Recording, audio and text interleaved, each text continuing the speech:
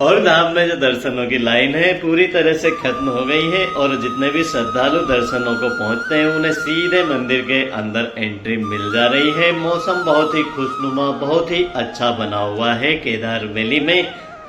जय श्री केदार दोस्तों, आज है 24 जून और श्री केदारनाथ धाम से जुड़ी हुई सभी लेटेस्ट अपडेट आप सभी मित्रों को देने वाला हूं। दोस्तों, आप अगर आने वाले दिनों में यात्रा पर आना चाहते हैं तो आपके लिए श्री केदारनाथ धाम से बहुत ही अच्छी खबर है, क्योंकि अभी केदारनाथ धाम में मौसम भी बहुत अच्छा बना हुआ है और जो यात्रियों की संख्या है वह भी धीरे धीरे करके बहुत ही कम हो गई है। तो ऐसे में जितने भी श्रद्धालु पहुंच रहे हैं उन्हें बहुत ही ज्यादा अच्छे से दर्शन हो जा रहे हैं। पिछले दिनों दोस्तों भारी जो संख्या थी यात्रियों की, जिसके कारण यात्रियों को कई घंटों तक दर्शनों की लाइनों में लगा हुआ रहना पड़ता था। और दोस्तों ज्यादा दिन बीते नहीं है, करीब 10 से 15 दिन पहले ही श्री केदारनाथ धाम में जो लाइन बहुत ही ज्यादा लंबी थी और यात्रियों की संख्या भी बहुत ही ज्यादा बढ़ी हुई थी। मगर दोस्तों अभी केदारनाथ धाम में जो दर्शनों की लाइन है, सुबह सुबह दोस्तों जो लाइन होती है उसमें जो यात्री खड़े हुए रहते हैं उन्हें आधे घंटे का समय लगता है।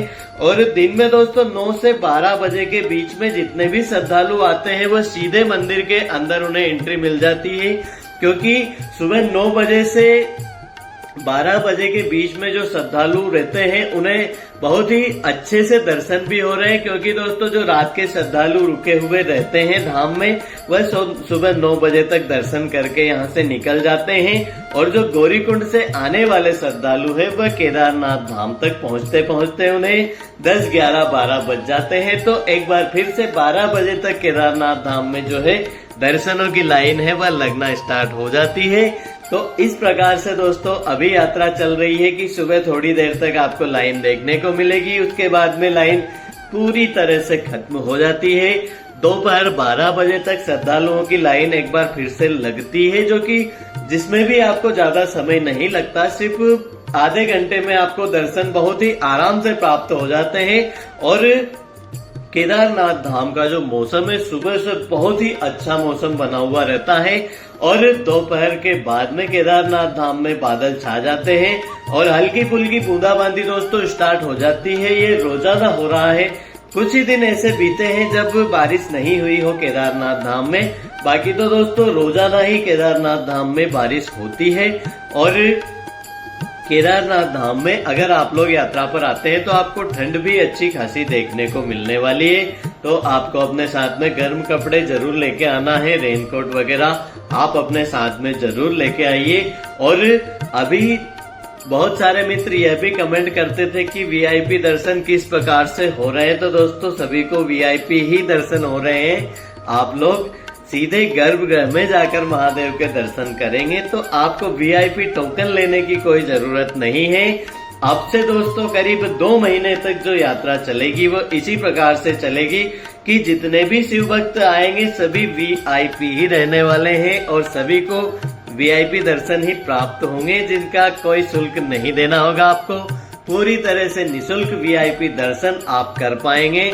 आने वाले दिनों में दोस्तों और भी कम संख्या हो जाएगी श्रद्धालुओं की, जो जुलाई और अगस्त के महीने में बहुत ही अच्छे से दर्शन होते हैं। तो आप लोग अगर अभी से आने वाले दिनों में कभी भी 2 महीने तक यात्रा अगर करते हैं तो आपको कोई परेशानी भीड़ को लेकर नहीं होने वाली। साथ ही केदारनाथ धाम में और गौरीकुंड और सोनप्रयाग में जो होटल टेंट है उनके दाम भी बहुत ही कम हो गए हैं। तो ऐसे में जो आपकी यात्रा रहने वाली है काफी सस्ती यात्रा आपको केदारनाथ धाम की हो सकती है। तो यात्रा पर अगर आप लोग अगले दिनों में आना चाहते हैं तो आपको सावधानी सिर्फ इतनी रखनी है दोस्तों कि आपको अपने साथ में जरूरी सामान लेकर आना है, जैसे रेनकोट हुआ, छाता हुआ, गर्म कपड़े हुए। और साथ ही दोस्तों आने वाले दिनों में भारी बारिश होने की संभावनाएं दोस्तों होती है मानसून सीजन में। तो ऐसे में अगर आप लोग यात्रा पर आते हैं तो आपको यात्रा पर आने के लिए जो तैयारी करनी है उसमें आपको अपने साथ में खाने पीने की कुछ चीजें लेकर आनी है, क्योंकि लैंडस्लाइड जब हो जाता है तो रास्ते बंद हो जाते हैं और ऐसे में जहां पे लैंडस्लाइड होता है वहां के दुकानदार अपनी चीजों के दाम बढ़ा देते हैं। तो ऐसे में अगर आपके पास में कोई खाने पीने का सामान होगा तो आप उस महंगाई से बच पाएंगे। और यात्रा पर आते हैं अगर आप लोग तो आपको 1-2 दिन का समय अपने साथ में ज्यादा लेकर आना है, क्योंकि जब मौसम खराब होता है ऐसे में यात्रा रोक भी दी जाती है।